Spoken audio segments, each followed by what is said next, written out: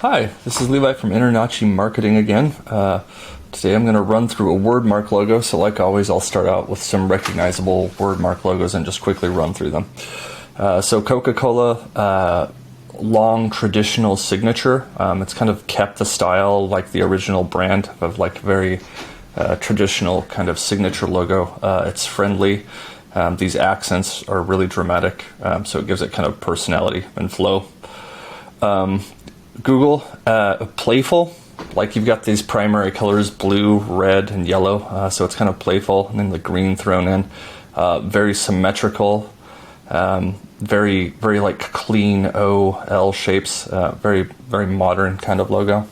FedEx, like I've talked about this logo before, but again, there's like an arrow integrated into this that a lot of people miss, but that was part of the original design, like the idea of a package moving forward, like this kind of deep navy and red. Disney is actually uses a navy color. They didn't use it here, but it's like, again, friendly, signature, personal, has some similarities to the Coca-Cola logo. Today we're going to be talking about inch by inch home inspection, and let's get started. Okay, so the first question you're going to ask yourself with any logo is, if you're using an image at all, is the image serving to reinforce your name? If the answer is yes, great, keep the image. If the answer is no, your logo might be better without it. A lot of logos could benefit just from losing an image that isn't necessary or repeats some content that's already explained by the company name itself. I can hire you if I read your name. I cannot hire you if I see an image and I miss your name. So in most instances, your logo is going to be better served by removing something as opposed to adding to it.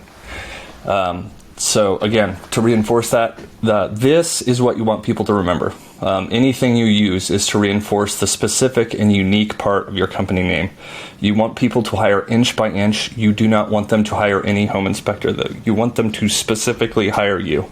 So the image here, again, is serving to reinforce the name and just reflects the word right above the name here. This down here, this states the services that you provide. In this logo, where it states at the bottom that a home inspection will be provided, a picture of a house would be redundant. But it'd be a bit like walking into a conversation and saying, I'm a home inspector who also inspects homes. They got it the first time. Like, you didn't have to repeat that you inspected homes. They understood. It was clear. A color can reinforce a connection. So like the black and yellow reinforces like a measuring tape. So sometimes color can be a big part of how your logo reinforces your theme.